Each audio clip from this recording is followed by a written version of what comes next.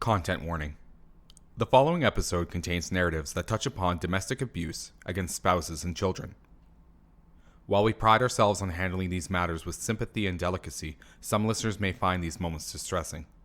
Listener discretion is advised.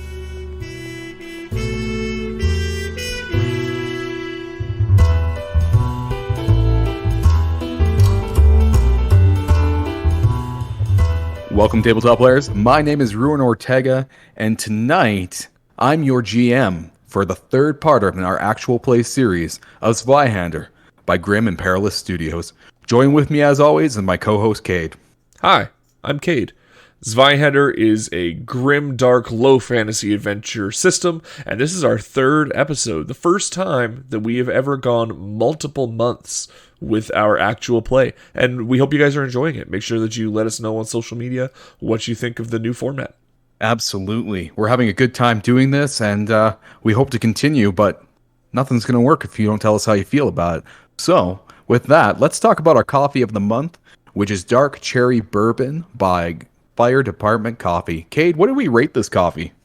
We found that this coffee was extremely diverse and very customizable to your particular taste palette and what flavor notes you were looking for. And with that, we came to a 4.25 Mysteriously Absent Wives. And if you want the rest of our tasting notes and our full guide to customization, make sure that you listen to the intro to episode 1. Hey, Cade. Yeah, Ruin. I heard it from a friend of mine that this was good coffee. And I gotta say, it ain't no bourbon myth. I mean, I appreciate whiskey-themed puns as much as the next guy. But that one hurt. So grab a mug and fill it full of the hot stuff.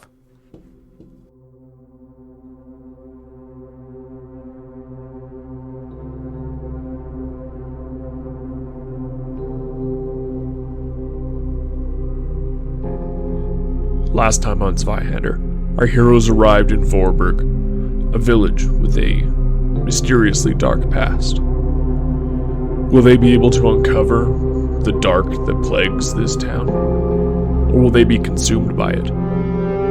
Find out this time on Zweihander.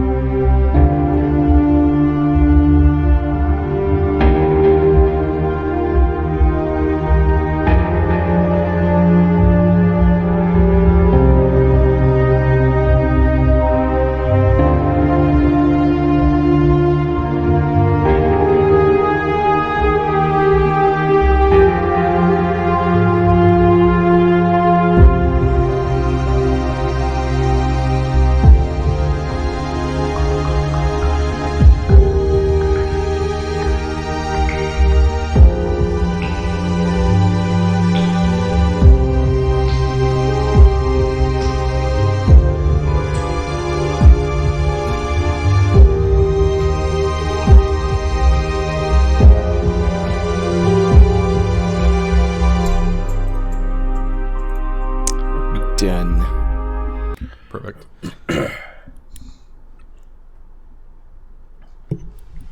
Okay, here we are, back for episode 3 of our actual play on Zweihander. How you guys doing tonight? Good. Ready to hopefully not be offensive to another child. I'm having fun with the system. I'm excited to see where it goes from here. I'm ready and prepared to insult all the children that Cade refuses to insult. Thanks for picking up my slack, man. Yeah, I'm excited to get in here and maybe steal... oh man, I can't remember how to pronounce Jody's guy's name. That's a good running joke at this point. I know it's Emriz or Emirs. It's whatever you like. Emrys? Yeah. Emrys. Okay. I'm going to steal your glorious death. If you ever have the opportunity to die, I'm jumping in front of that bullet. That's my good. game plan. That would be funny. Nice. Why don't we start out by introducing our characters again? So let's start with Cade. All right, so I am playing Zamir. I'm a barber surgeon. I'm middle-aged with a weak chin, a bad ticker. I'm described as husky, which is much more generous than I get in real life. I carry around a shiv and Yeah, I'm just kind of around. I'm very smart, apparently. Wicked smart.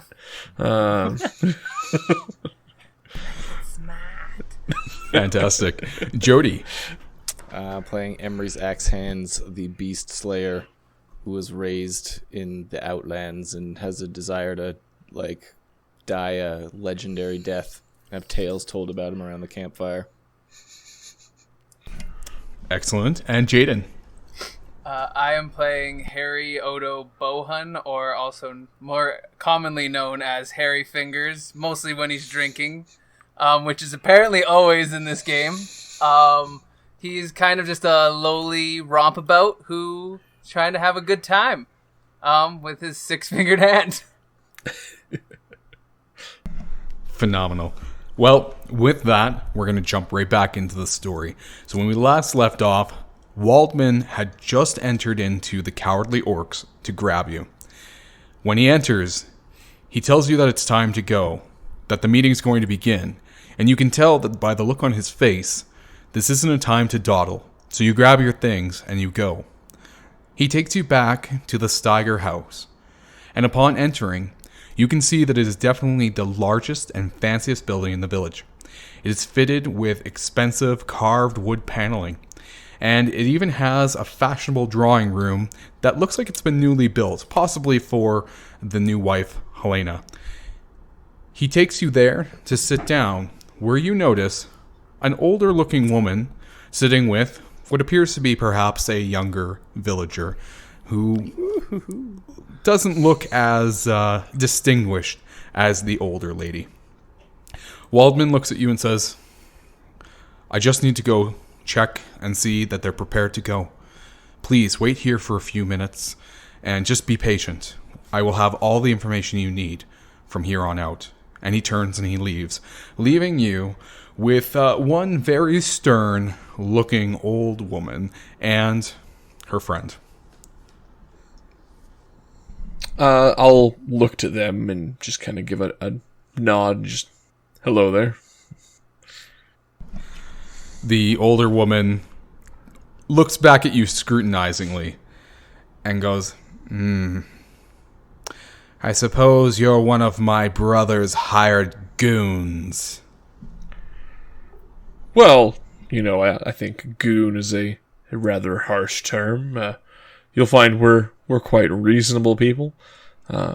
Educated, come from high-born, some of us. Leave out the fact that he's no longer accepted in that part of society. I mean, if she would know she's my relative. Well, she might know. We resent being called goons. We're more thugs, really. Yeah. Who's her brother? I'm assuming her brother's Max.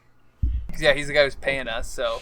Correct. No. Yeah. And you did hear a rumor that she was possibly the oldest woman in town, was Max's sister. Right. Yes. Well, I think that it would only be fair that Harry walk up and do whatever is their custom for an appropriate greeting, as I don't know particular whether that is that I should curtsy or do a little jig or whatever, but I believe that Harry would know. They headbutt like the Krogan in Mass Effect. Yes! Just come up and grab the old lady's head and wham! Wham! And she just knows we're family. She looks at you trying to be perhaps a little bit more awkward about things than most people would with her. Clearly, she's not the type to, I guess, entertain people with their quirks, should we say. And she ponders for a moment, and then almost like she wants to stir the pot, she says, So, you are aware that this is going to be a dangerous job, whatever it is my brother has up his sleeve, are you not? As aware as ever. I mean, when is there not danger around, really? Well, I'm sure you saw the caravan. Yeah. And then, of course, I'm sure you also saw Heinrich. We did. Yeah. Most unfortunate. Seen bigger massacres when I was a child. Unfortunate. He had potential. But between that low-born peasant girl he married, on the other hand, and my brother on the first, he never got to use it. He had a soft heart, I suppose, for no-hopers. That's probably why he stayed by his drunk of a brother as well. It's probably why he hired his lowly cousin on top of it.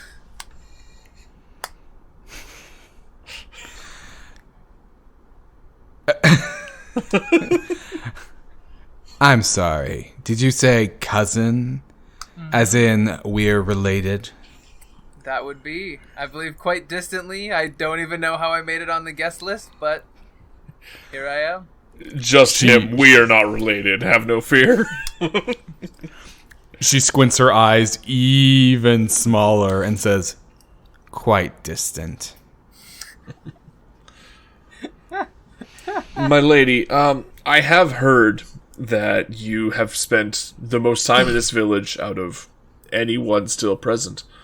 We've just been trying to get a feel for the town and, any kind of activity as far as bandits, as well as we've been hearing some details about, the last time that the mutants of the area rose up. We're just wondering if you could potentially share some light on anything. Let me guess. My idiot brother's going around saying it's bandits. Good to see. You must have some sense, though, if you've noticed that they're possibly mutants. They are. Mark my words. I knew all that stuff about Max scaring them away last time. Was nonsense. If my brother did it, there was no way it was going to stick. I just hope I can help poor Helena. Seems like there's not a lot of warm feelings between you and your brother. I love my brother, but Max thinks he's the center of the world. He's a failure, just like our father was. He'll never amount to anything. Trying to marry up is just the latest pathetic attempt to put on airs. I feel sorry for Helena. She's got proper breeding, and he's dragging her down. Is that what you meant by protecting or saving Helena, or is there maybe something else that she might need protected from other than the stink of your brother? Jaden, can I have you make I think I want you to make some sort of check. There's an implication in your words there that I think we need to go with. Perhaps either a charm or a guile or something like that. I mean, it's all the same to old Harry. He doesn't have any skills in any of them Skullduggery, fancy talking why not? skills.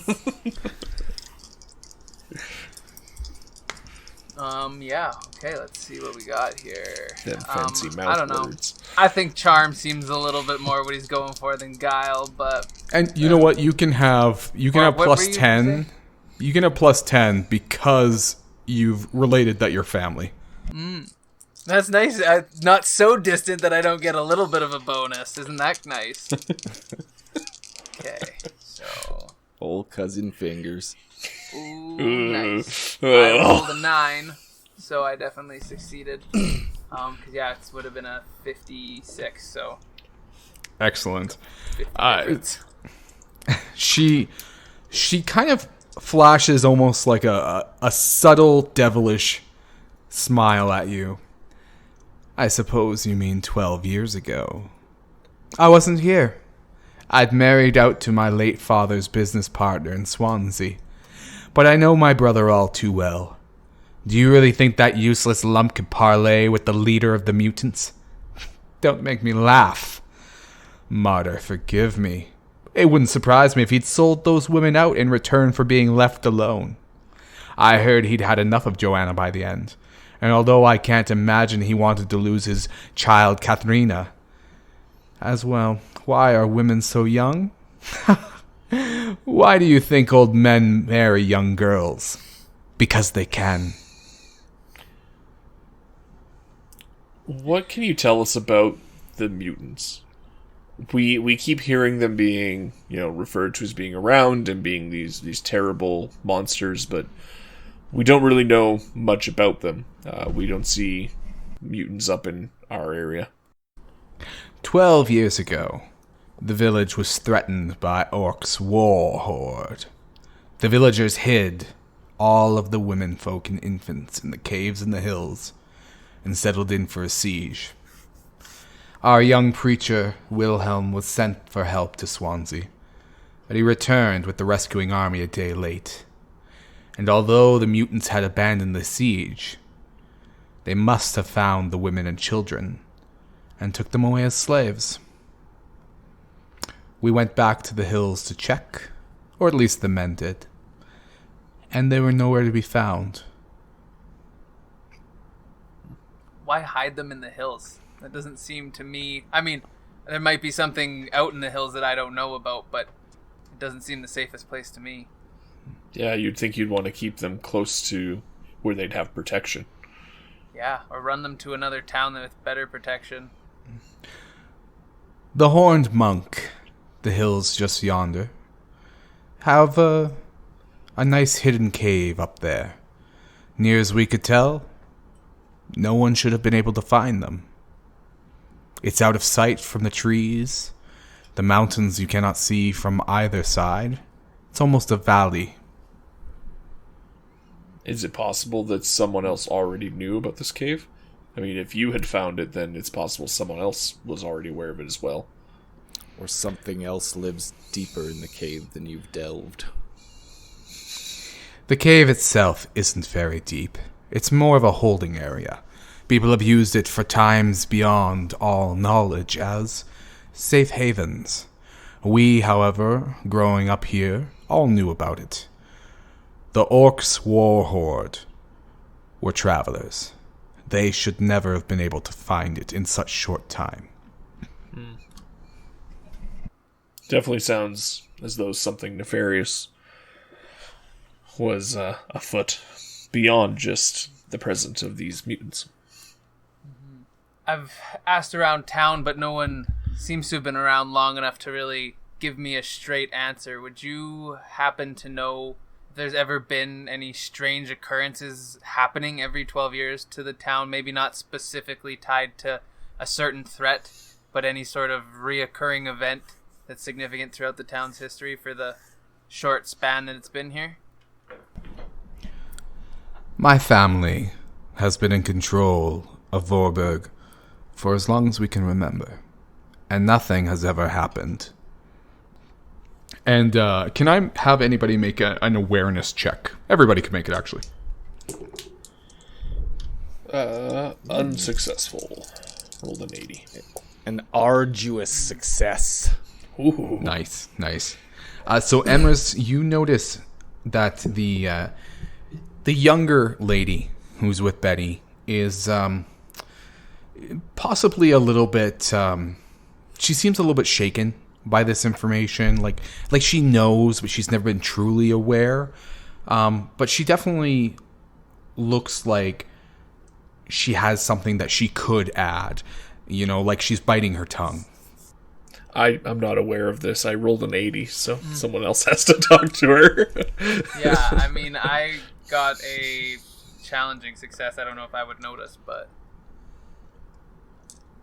you would also notice this, Yeah, Jaden. Yeah, okay. if you have a line of questioning or anything. Yeah, well, I think that Harry would probably at least, what kind of, man that is so in tune with women as Harry apparently is supposed to be wouldn't notice her distress and, gently take her hand and just say, like, you seem like you have something on your mind. Sorry, just out of curiosity, does that include your intoxication? I mean, possibly. Out of further... I guess I didn't think about that. Let me think about that. 'Cause out of further interest, since you're I so think I in would've- tuned with women, what happened on the day of the wedding in our first gameplay? I was in tune that I didn't want to be in tune with that woman. He wasn't I didn't want to drunk get yelled enough. at the whole time. Too fast, too slow, too hard, too soft. You can cut that. It's talking about running, folks. It was a chase scene. Go back and watch it. You can cut me saying cut that, but leave this one in of me saying cut it. We'll see how I'm feeling when I edit the episode. It might stay in. That'd be funny. You do you. I'm cool with whatever. I'm just the one here making gold.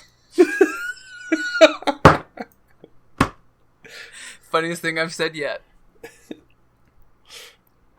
Yeah, I mean, I would assume. Are you asking me if my success is included with my intoxication, or just are you saying am I somehow mixing my intoxication into noticing this chick's? I mean, did you sadness? take your intoxication into account when you did your roll? So I would have been 48, and so it's minus 20. No, I would have failed it by 1. So I wouldn't notice anything. I'm just grabbing this chick's hand, and I'm just saying, hey, how's it going? You look lovely today. Are you excited for the meeting? She visibly recoils from that. That's fair. Unhand me, rake. I'm going to go off to the corner. Clearly your cousin Harry is indulged a little bit too much, but you did look scarred when the mutants were brought up. I imagine that it would be difficult, knowing that this is a fate that could happen to you. The younger lady responds, "It was a terrible tragedy what happened then. I hear they scared the mutants off, but not before those creatures had taken their wives and babies. It's just too horrific to think about. We all made the best marriages we could. Sure, we'd all like someone who's young and can support us, but in the real world, the two don't go hand in hand. These are decent men, for the most part. Enid drew the short straw." And as a reminder, Enid is Heinrich's wife, who was mourning in the church. I inquire further as to what she means by drew the short straw, implying that it was a choice or a lottery. So she looks kind of with more resolve as she gazes at you and says, "Heinrich was a vicious thug. Enid said nothing till now because she feared Heinrich would take it out on Dieter. Everyone knew it was happening, though. Occasionally, if she heard Heinrich had been drinking, she'd send Dieter to stay with one of us, and she'd get beaten twice over, once for herself and once for the missing boy. Martyr helped me, but if anyone deserved what was done to him, it was Heinrich. We all were brought here to marry. None of us really had a choice, but Enid couldn't escape something that she didn't even get to choose or have a say in." And at this moment, Waldman comes walking with determination down the stairs and announces, "My friends, it's time to come. My father and Andre, we all need to talk. We need to figure this out." And without waiting for you, he turns and goes up the stairs. All right. So I'll turn to the ladies and say, well, thank you for your time, and we'll do all we can to help the town. And then follow. Perfect. Yeah. Yep. All right. Upon getting to what appears to be the house's master library, you walk through a door and see Maximilian sitting at a large, plush armchair. And Andre is sitting, and Waldman has also just seated himself. However, Andre, upon seeing that there's one fewer chairs than needed for everybody, stands up, gestures for one of you to sit where he was, and perches himself over by the window, gazing absent-mindedly outside. Can I make a check to have pushed him back down into the chair and stand over him menacingly? Sure. I think you would just need to use a brawn or something like that. Sure. Just not like aggressively to start a fight or anything. Sure. Like I think you being just have to. If someone's going to stand, I'm going to stand. Yeah, I think if you just did a regular intimidate, that would work. Only one person Okay. broods around here, and it's me. Just a normal success. Okay. So if I need a challenging or anything, didn't make it. Sure. No, you took him by surprise. He wasn't expecting it, and so you firmly plant him back down, and he understands the intention, and he does kind of think it an odd quirk, based off the features of his face, but he doesn't quite argue with you about it. Yep. Cool. Perfect. And Maximilian kind of straightens himself up and says, my cousin and his friends, thank you for meeting with us. Quite clearly, things are different. You were originally brought here to get the bride token, but I need your help on more pressing matters. As Like you the mutants in the hills? mutants, yes, I'm sure that you have discovered by now that they are not quite the bandits that I have tried to get the townsfolk to believe in. You know, the devil you know versus the one you don't. I don't need them to fear things until the moment comes that they should begin to hide themselves out of fear or other such nightmares. If we can resolve this without any of them knowing of the dangers that lurks around them, they'll be none the wiser. For the best, I'm sure you would agree. Well, I hate to break it to you, Maximilian, but it seems like you're the only one buying your charade. The people will believe what we want them to, should this all go about the way that I intend. And my son, Waldman, and he points and gestures, almost like you've never actually met Waldman before. He will be the one to guide you through the next steps. If you have any concerns, ensure they are brought up with him. And Waldman stiffens up and looks to you and says, yes, I'm sorry that things have to go this way, but there's no one else we can trust. You are the only ones that seem to have any sort of background that might suggest being able to take care of yourselves. The laborers that are here, we need them. The town is in a pinnacle moment where we have to grow, and we can't put any of them in danger. Not to mention we've been already working them to the bone, and so to expect them to do any sort of violence or conflict from here on out would be, well, it'd be sending them to slaughter. So I'm it's sorry, convenient but that these expendable guys just rolled in. They need some hard outlanders, not some soft city folk, that's all. I appreciate the thoughts on that, and yes, I do apologize that there is no better option.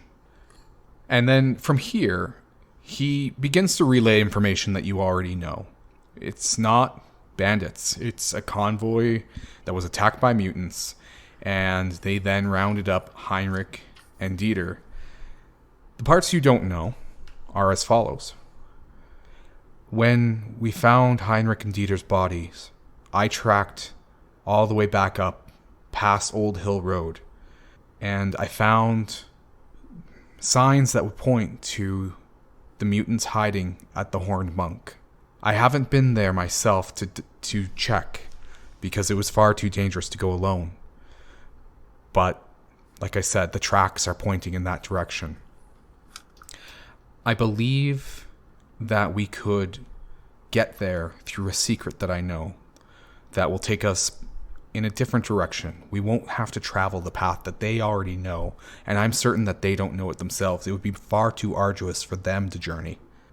There are no reports or even rumors of mutants in the area, so wherever they came from, they came directly to Vorberg. bypassing any other targets along the way. Otherwise, the road wardens of Swansea would have reported it while they were there, and we've heard nothing. The only mutants that we know of who are familiar with Vorberg are the ones who attacked 12 years ago. The ones that attacked my mother and sister and killed them, as well as many of the other townsfolk women. This is what I ask of you. I ask you to reconnoiter the camp that I am sure lies at the Horned Monk. That's all. It's just a recon mission. Once we know what's up, we'll come back. The town will then plan some sort of assault. We'll get the wardens from other towns involved, and you're either free to join us or go on your way. With any luck, you won't even come into any positions of danger. And what if it's danger that we're after? We're not. We're definitely not. Not a big fan of danger. Like, With I that won't say question, no. with that question, Waldman responds that if you're looking to fight, there will be a fight. But I ask that we just do a survey to begin with. Of course, it's impossible to know how things will go once we're there, but just a survey, and then we can have a tactical response to this rather than just a call to action based on the joy of battle. Can I have you guys make an awareness test? And Jody, you can make it with a... everybody can actually make it with a plus 10. Jody, you can make it with a plus 20 because of your actions to Andre earlier. Arduous success. Well, I got a 9 then. A 9, so that's arduous success as well. Perfect. I rolled a 71, so I don't hear nothing. Or see Old Harry, nothing. drunken Harry fingers here in the backdrop. He's barely standing up. He's just rocking back and forth, eyes closed, just keeping it barely together. Perfect. So, Cade and Jaden, Harry and Zamir, they notice that the entire time that Waldman is talking, he's playing with the talisman around his neck. You've never noticed it before now, but it appears to be some sort of wire and wood device, quite similar to a religious iconography or even like old magic kind of idea, you know? Whereas Jody, Emrys, he is watching Andre. And with the role that you got and how good it was, you notice that the entire time that he's talking, that Waldman is talking, that Andre is observing him intently with a pained, emotional expression on his face. Can I do an ahead, Kate. education check to see if I know what any more specific details about what the talisman represents? I would actually ask you to make a folklore. I don't have a point in that, but You could still try it. go. Yeah.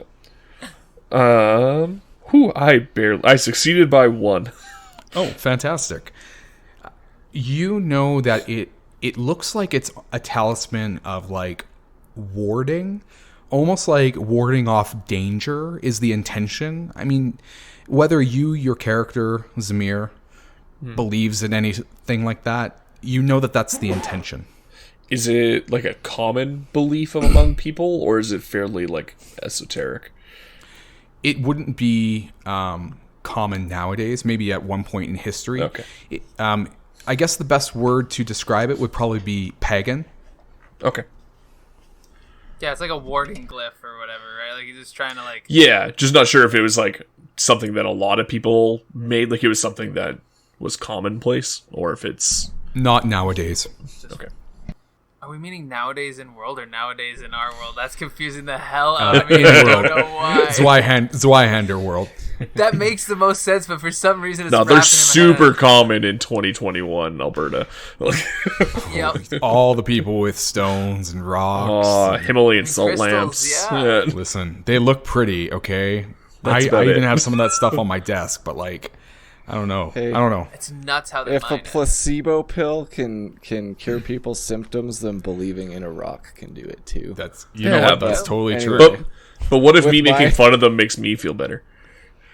Oh, that's Freudian. No, I'm just kidding. With my awareness check, I want to just do the friendly slap on Andre's shoulder and be like, "Why are you looking so nervous, Andre? You look like the only one around here who could handle himself in a fight." Yeah, perfect. So Andre kind of turns his head slightly, not to look you in the face, but so that he makes aware that he is paying attention to you. Yeah. And he says, I myself, I can fight. There are others. And with this, he kind of very subtly nods or motions in the direction of Waldman. There are others that see the world in rosier glasses. I understand. Only the warriors know what the warriors know. Waldman Yeah. Waldman indicates that if there's any time that you or anything that you need to know before you go and rest up for the night, I suggest we hash it out now. Do you have any equipment that you could lend us? We were given nothing on our way here, and I mean, we came from a wedding. We're not exactly armed to the teeth or heavily armored, but should we run into mutants, we should be equipped to protect ourselves. Otherwise, you're no farther ahead than you were before. Yes, of course. My family has a small store of weapons that haven't seen battle since, well, the last time the mutants attacked. You may have whatever you wish from that. Excellent, thank you. The only pressing matter I can think of is if we wait to request help, it'll be too late at that point, very likely. Who knows how well this little excursion of ours goes. We might end up leading a horde back here. That is valid, although I'm not sure who we could send as a messenger. Andre needs to stay here to protect the village. I suppose that we could send one of the women folk, so long as they ride swiftly. The How special known needs is kid. the preacher man around? Does the neighboring towns remember him for his run to go and get people, or has this kind of been forgotten to all but him? Because I think he's the best candidate we have. He's the only person that could leave and put the right amount of emphasis on the seriousness of this event. I think anyone else wouldn't even know what to say. Waldman looks very impressed by the knowledge that you've maybe been able to gather since you've been here, and he slowly nods his head as if knowing exactly that yes, that's the right thing, and he says, Wilhelm may find his peace. Yes, we will do it. Every man needs redemption. Let's give him his. He'll fight that Exactly. much harder. And, I and this nod weird in great clarity. approval. In Harry's random clarity that pops out of nowhere, he comes up with a crucial part of the plan, and then goes and pisses in a shrub.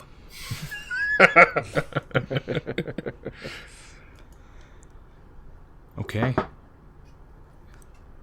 Anything else, my friends? Rest. We're gonna need it. Yeah. Rest and equip ourselves, and we'll set out in the morning. Yep. Excellent.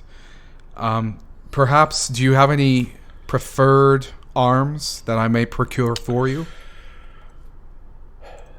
Well, personally for myself, I'm not the... I'm more accustomed to using a blade for healing purposes, but I am decent with a bladed weapon of some kind, so a sword, perhaps some armor.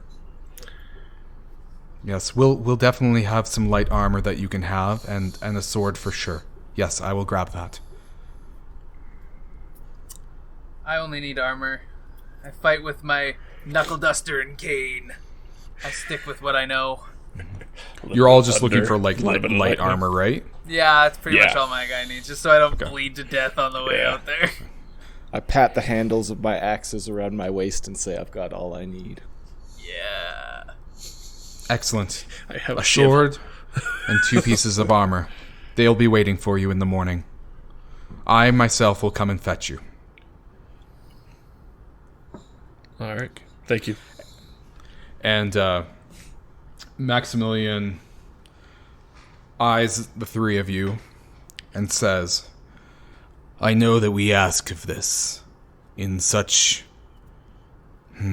dire circumstances and infortuitous circumstances and all of that.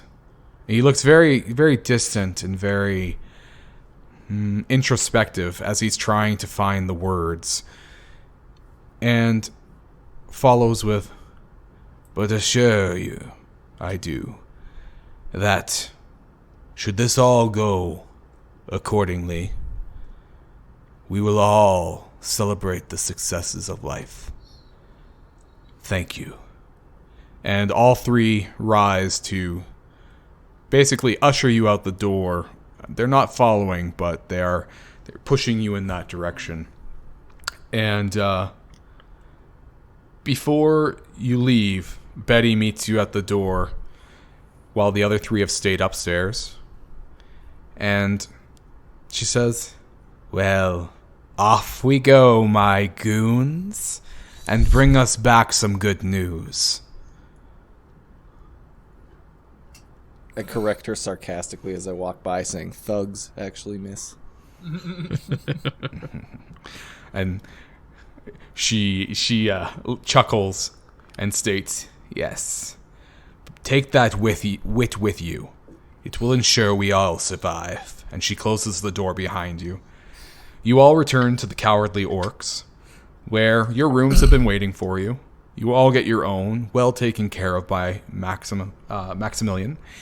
And you settle in for a good night of rest, where you will be able to recover any peril or exhaustion that you may suffer.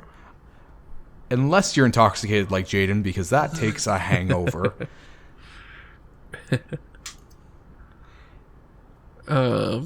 Just while we're sleeping here, and I'm looking up the stats for like armor and swords and everything. Which type of sword am I receiving? Whatever the most standard type of sword. You know, like it'd be just like a straight sword. Short sword. Short sword, yeah, there we go. Yeah, I'm just not seeing anything that is a I short guess sword. straight would be like super long. Yeah, like there's a rapier, I guess. Would you like a rapier or would you like a short I sword? prefer like a short Well, there's sword. like a couple different ones in the trapping section. Just gotta get there. Oh, see, I'm looking on like the martial swords. So like the mortuary sword. Yeah, or like saber. mortuary sword was just like a one-handed, basket-hilted saber kind of thing. Yeah, They give Yeah. them some like old school names, but I yeah. believe that's what that is. Yeah, probably just the mortuary sword then, just the one-handed. Okay, Yeah, perfect. that sounds accurate to me. And Okay, then yeah, that works for I me. assume you guys would just have like leather armor. Yeah, that's what I grabbed. So it's +2 to your damage threshold. Leather, that's some fancy stuff. Taking us up past quilted. I have a ragged tunic because I cannot wear armor. Okay, Well, I mean, I but could wear armor, but like I choose not to because I'm edgy. how far do you consider armor, though? Or like, does the game actually require Anything that absolutely has none? damage resistance on Ah. it. I was Yeah. gonna say you could maybe make an argument for like fur or quilted because it's really arguably just. You could clothing. probably make an argument for fur because he's the beast slayer, so he'd be wearing like the like hides of the things that he's slain. But I do feel you on that one. But I'm playing this one. Yeah. Legit. I mean, if his goal is to die and you really want to play your character out, why would you? Get I in don't the way of necessarily it? want to die out of character. No, yeah, I know. I just mean like for your guy, if that's his, Yeah. if that's what they want for him, then that's what's gonna happen. I guess they're gonna make it. They're gonna make it happen. Yeah. While we're on the topic of it, I actually really like the damage threshold on this. So, like, you know, unlike with like D&D where you've got your AC and, you know, if they hit, then they do full damage and all that stuff. It's just so easy to be like, does it hit this value? If so, you go to this. Like, it's not a number. It's just like a checklist of like damage. It's just so easy, I think, you know? Yeah. Playing this character makes me think of like a monk from D&D a little bit, where it's like you get to be unarmored, but you get bonuses because of it, and you're gonna have to play around it. Yeah, for sure. Well, with this, knowing that you have all of these things waiting for you in the morning, you begin to drift off to sleep, hoping that they'll at least let it be long enough for you to get some sort of comfort through the night. And also with that, I'm out of coffee and I could use a refill, so we'll be right back.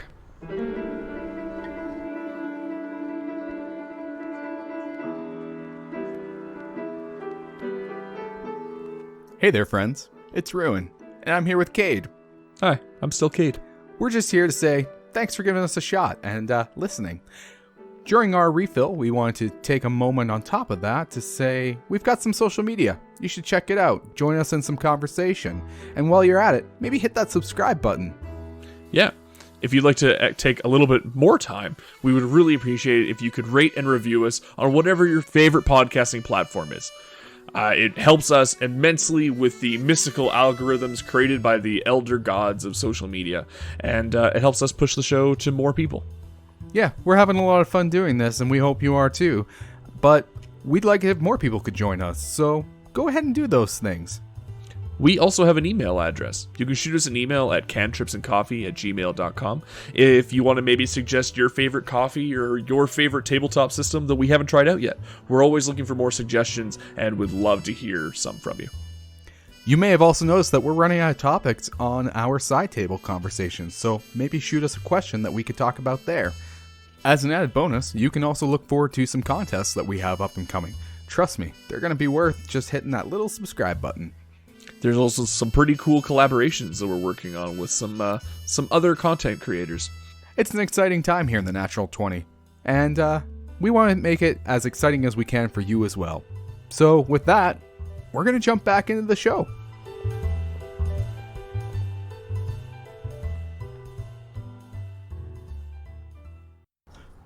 And with that, we are back and highly caffeinated.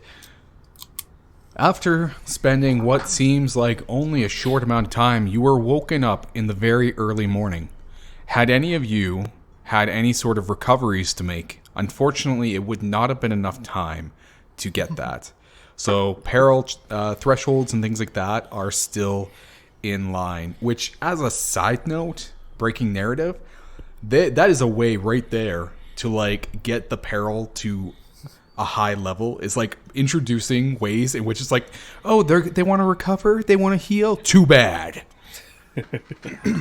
Which you can do in any game. People need to do it more often. It's true. It's true. However, you are woken up by the sound of light knocking on your door, and as you make your way out into the hall, you can see it is indeed Klaus, the special needs child who was playing on the floor earlier, who is the son of Lieselot. And he motions for you and says that you need to go downstairs because Waldman is waiting. I'm gonna slip him one brass piece. I'd give him more, but I don't want the kid to get hurt. When he grabs it, or when he reaches out to grab it, he's very, very happy and kind of dances off in front of you. When you go downstairs, you see Waldman and Andre are breaking their fast together. When you enter, Andre says words to Waldman, lays a hand on his shoulder, and leaves the building. A hot and nourishing breakfast is waiting for you, and Klaus is the attentive server for all of you. And you can tell that Waldman himself is very kind to Klaus, giving him very kind words and gestures the entire time, making him feel like he's celebrated. I'm just going to repeatedly ask him to bring me syrup for the pancakes. I'm sorry, I'm still dying on. I didn't want to see him get hurt. I'm sure you meant it like no one would jump him, but I'm picturing him having like 1 coin and it's fine. But if he has 2, he's gonna hurt himself with them. I'm crying over here trying not to laugh. If you put 1 coin up your nose, you can still breathe. If you put 2...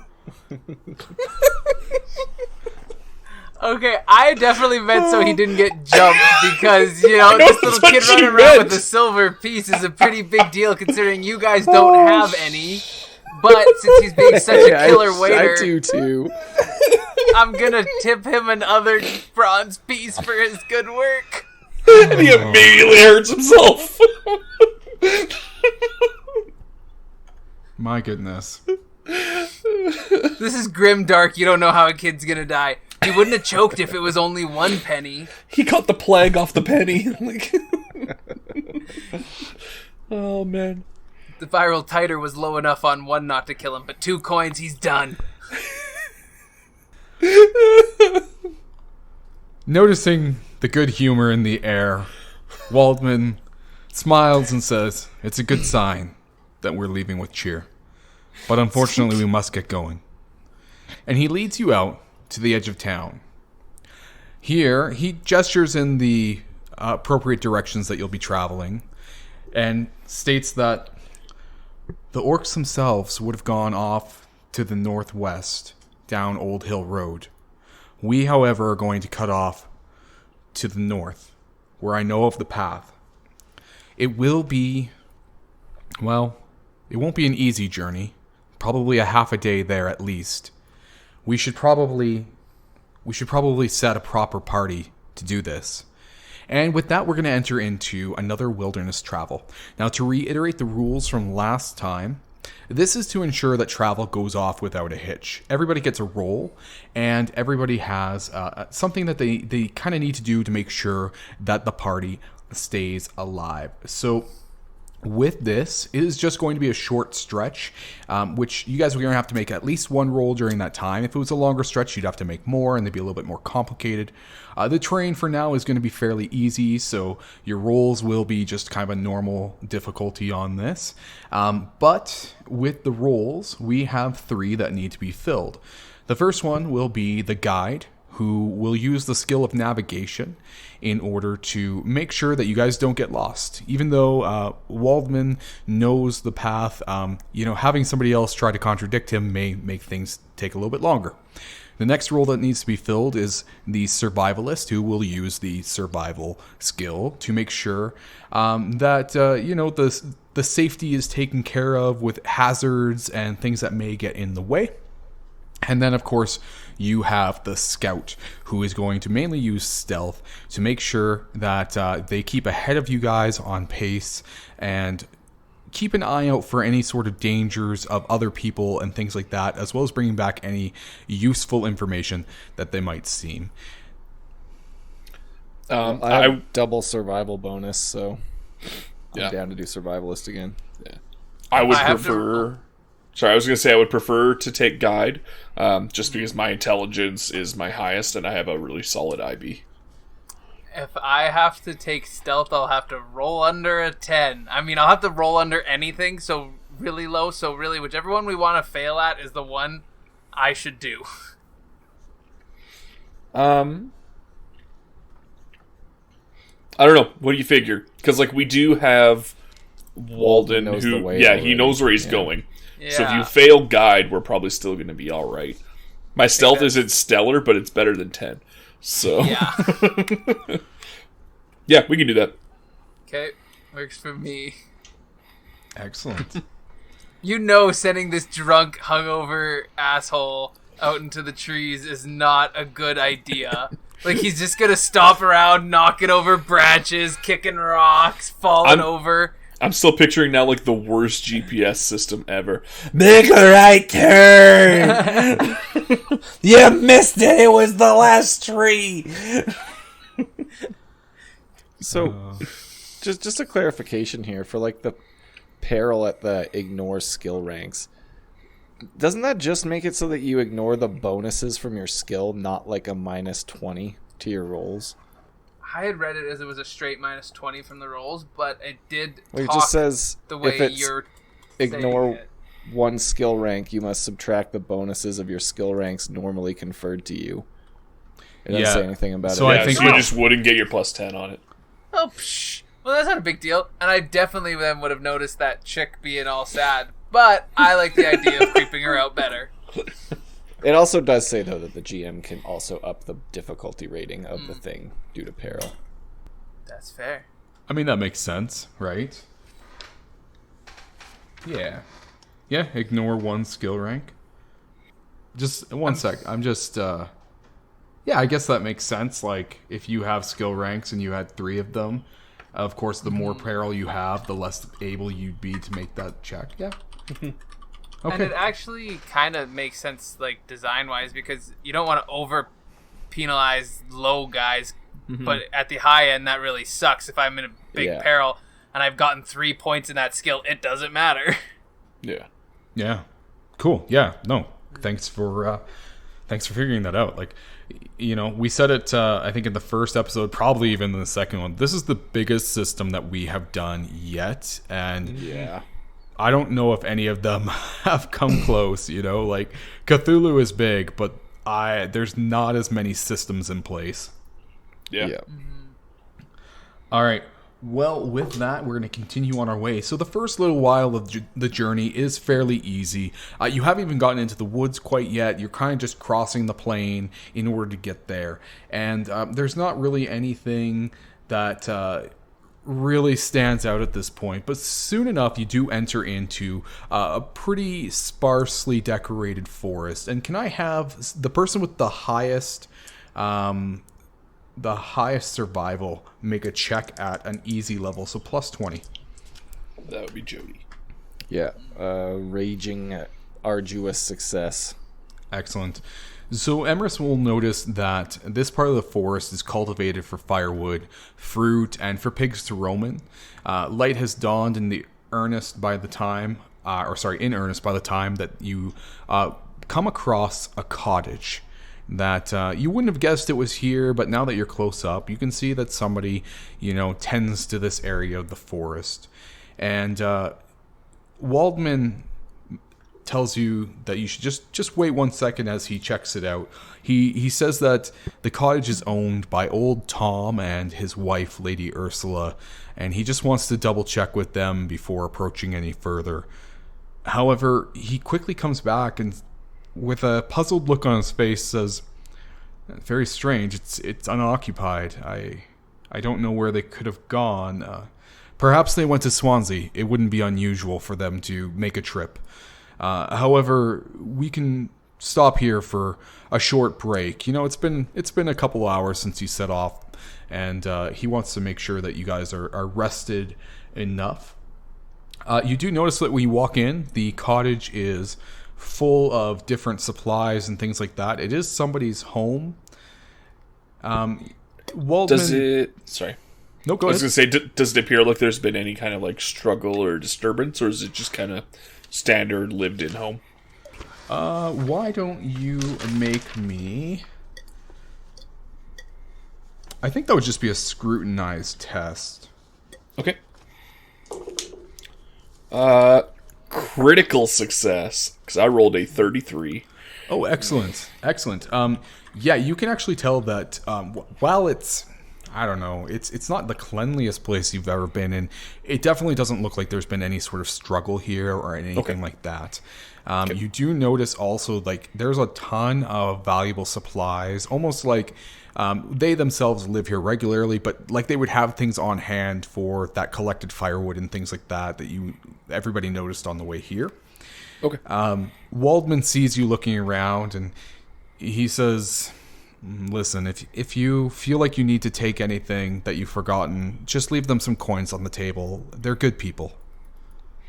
No, for sure, and I would never dream of just taking supplies. Just like you said, it's odd that they're not here, so I just wanted to make sure there wasn't any signs of foul play. Excellent, excellent. Could have been eaten. Could have been eaten. And after a short rest, you guys start to get along your way again. And now that the forest is getting denser, this is where we are going to have to take advantage of our wilderness travel rolls here. Now, a side note here, which is great, is when you're doing a wilderness roll check, as you will, any skill, if you have a skill focus in the area that you have taken on as a roll, you can ignore any peril penalties that you may have during this time. Cool.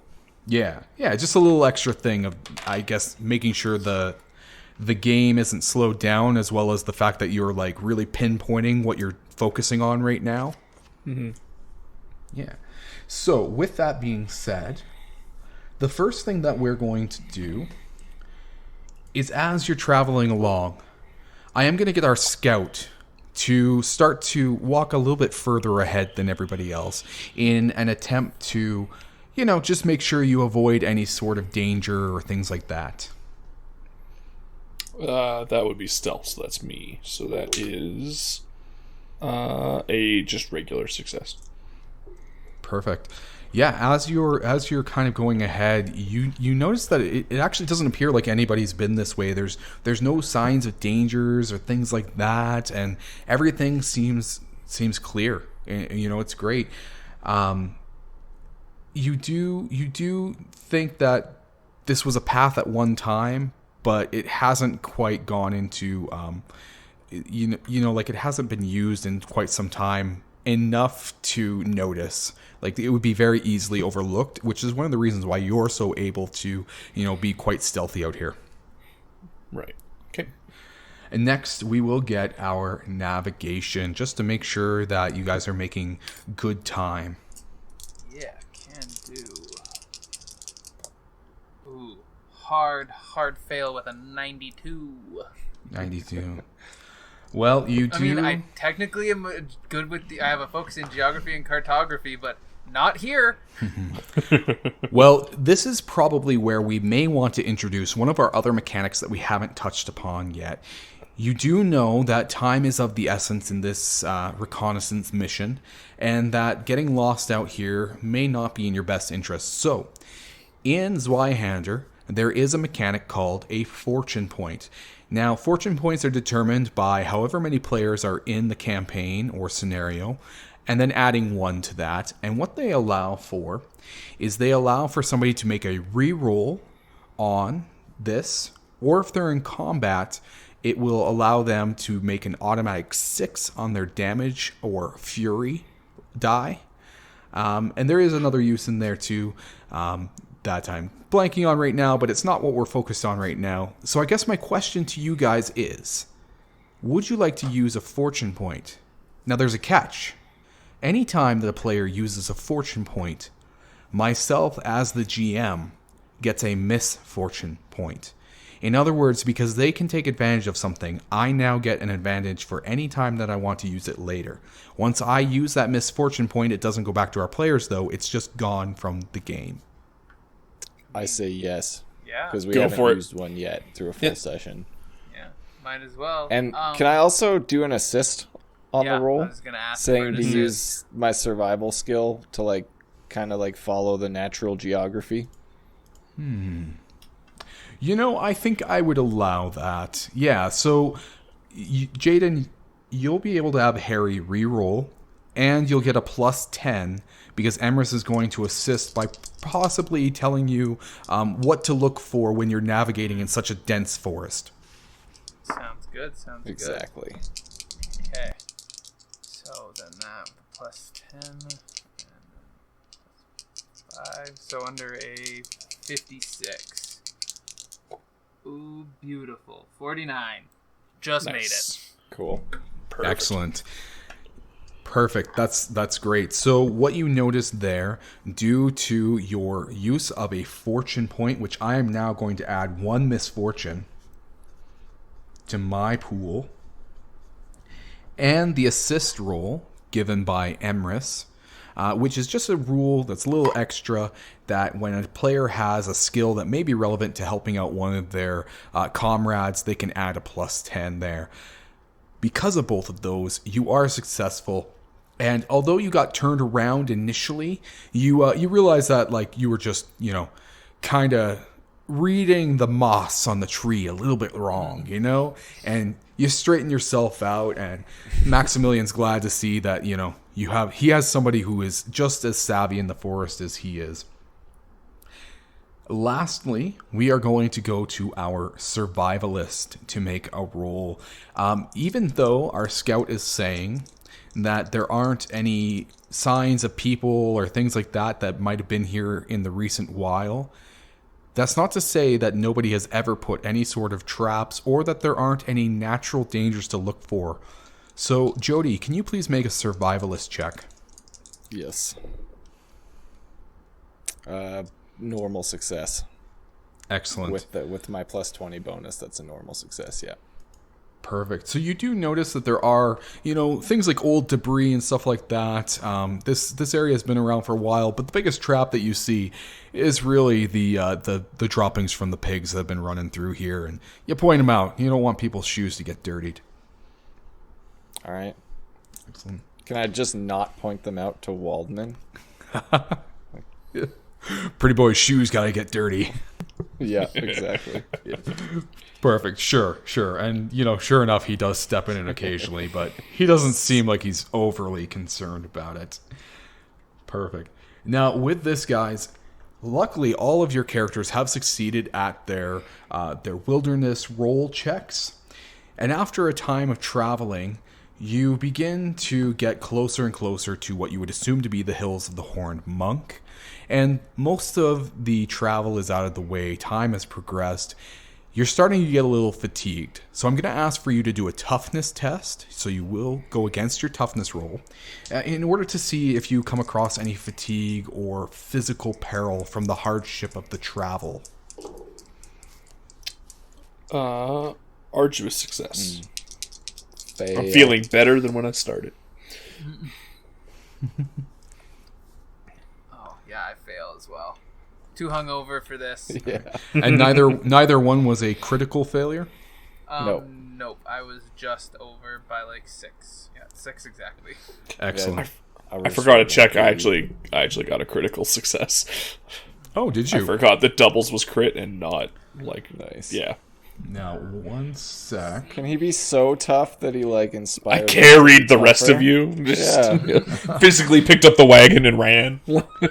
No, I'm afraid we can't do that. But let me see Harry's if there's just any sort lounging of. in your arms, rubbing you with his 6-finger hand. Carry me. Let me see if there's any massage for a sort of. 6-fingered man. You ain't gonna regret it, man. Best you ever had. Oh my gosh. I'm just going to check if there's any sort of bonuses for getting a critical success. Looks like you're going to suffer no fatigue, which is great. But also, actually, you could improve your peril condition to unhindered when we make camp. Cool. Oh, cool. Yeah, so a little added A bonus nice, there. relaxing walk. Yeah. Just scroll. Recharged your batteries. The other two, however, getting a regular failure, will have to suffer 1d10 plus 1 physical peril. Resisted. Nice. So Emrys is stronger than the Czech, and he has a toughness. His peril threshold has not been pushed, and he has resisted the effects of fatigue. How about Harry? I failed under my first threshold, so I should take 1 point, right? I get 9, and my first rank is 7. So, yes. So are you now on Ignore 3 skill ranks? Yes, sir. Oh, man. So you are one Which- step away from incapacitated. So, I mean, it's not going to actually affect my gameplay any worse than it already was, other than I could become a gibbering mess that doesn't move anymore. Is there Perfect. anything that I can do to help him with his physical peril? Because I have a point in heal.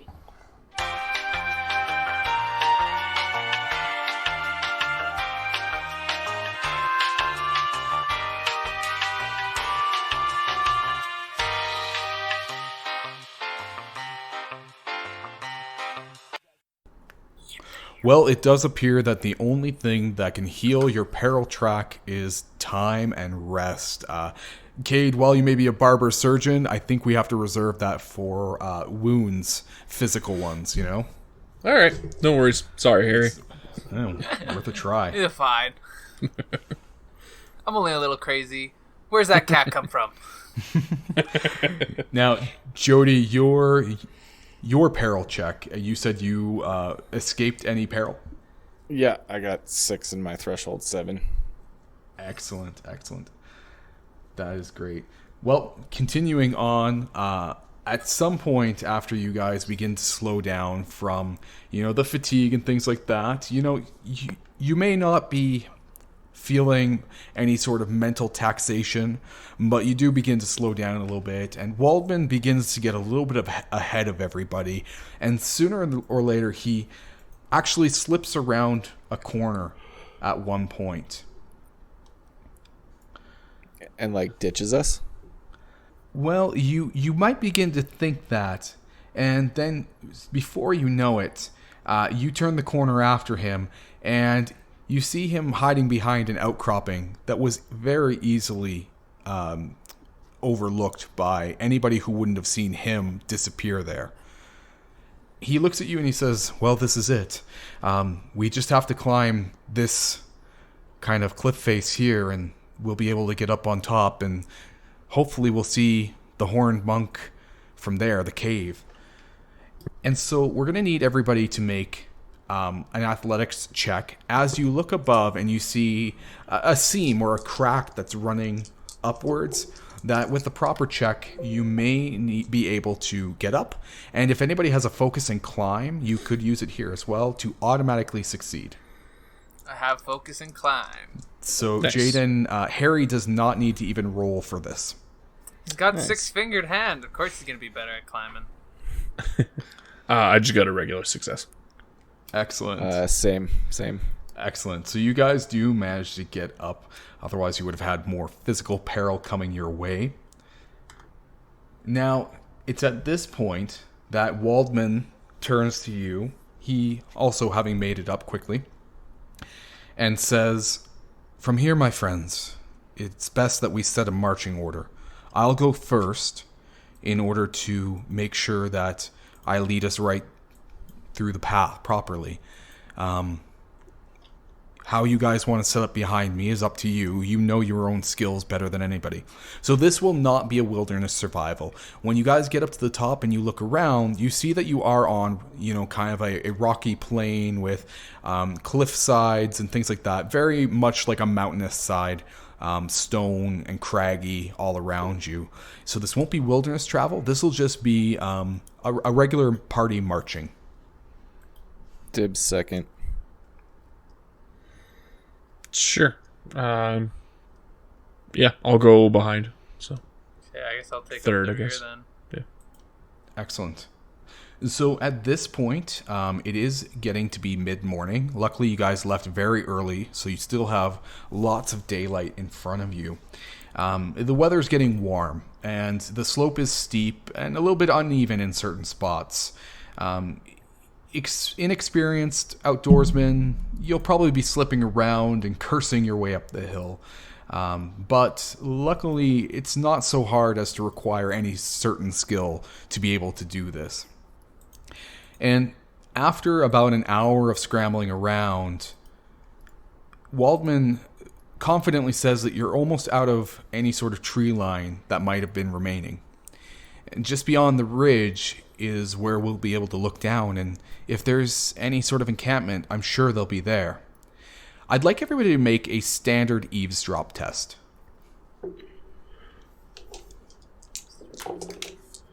I failed.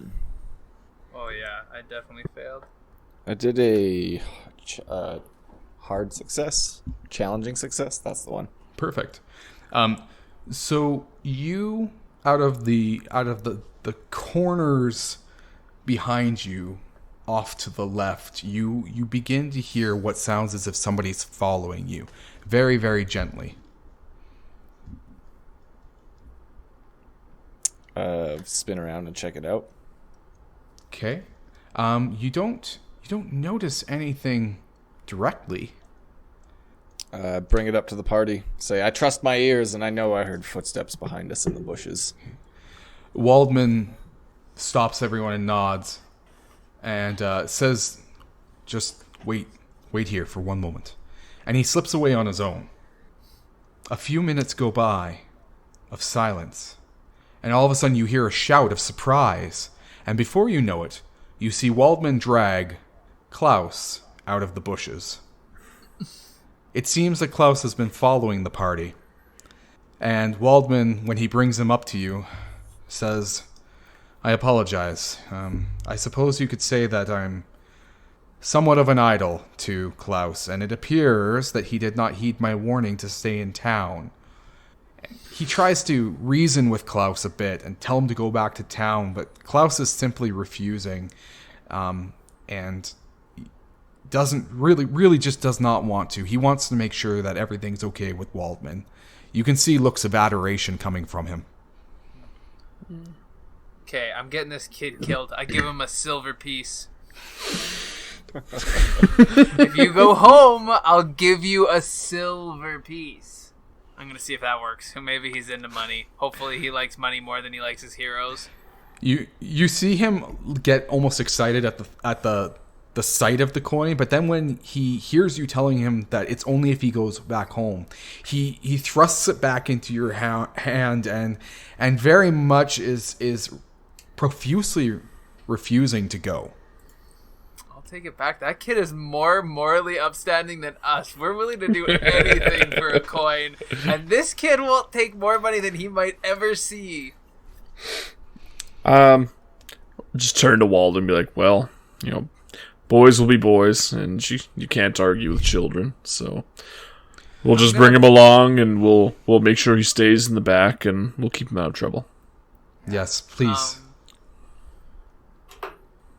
Harry's gonna go break him off a stick. Like the thickest, most reasonable stick for him to use to defend himself with, and hand him the stick. Okay. I can give him my sling. I've got a shepherd's sling and some stones, and that way he can throw from like afar. And we'll just ask him like, "Have you ever used a slingshot, boy?" And you see him get almost like a mischievous look on his face, and he looks like he's recalling, and he nods, yes. All right. Well, these are not the old crow's windows, so make sure you're on your best aim and make sure on guard. And I'll hand him my shepherd's sling. Klaus smiles, looking around at all of you, almost like he's found new friends.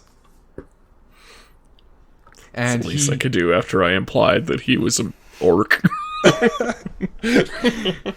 He straightens himself up, almost like he's been taught to do that his whole life, or told to, and he finds his place at the back of the marching order. Soon enough, Harry's gonna keep him between. Harry will stay at the very back. Put the kid in between. I don't want him at the very, very back. Yeah, get lost, picked off. Excellent. It is after this moment, very shortly, that Waldman nods in approval and gives his thanks. Says, please, look after him. I would hate for anything to happen to such a sweet boy.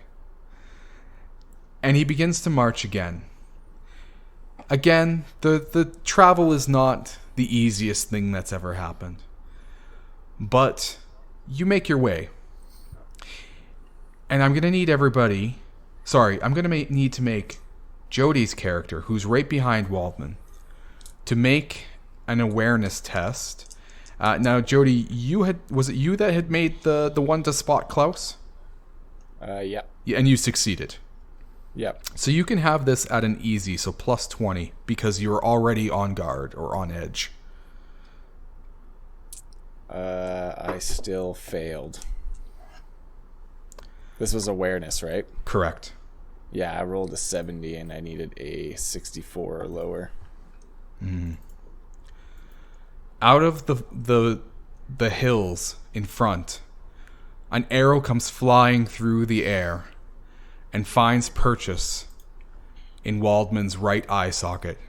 Okay, good. He collapses to the ground, and he is no more. Did I'm gonna Klaus pause. see this? Oh, Klaus saw it for sure. Oh. And with that disturbing note, that's where tonight's episode ends. And we'll see everybody back in 2 weeks to find out who really is terrorizing Vorberg and what kind of history has disturbed everybody so greatly. My money is on Klaus. He's the one haunting Vorberg. That's it. All right, guys. Well, I'm out of coffee, and that means it's time to run. Bye.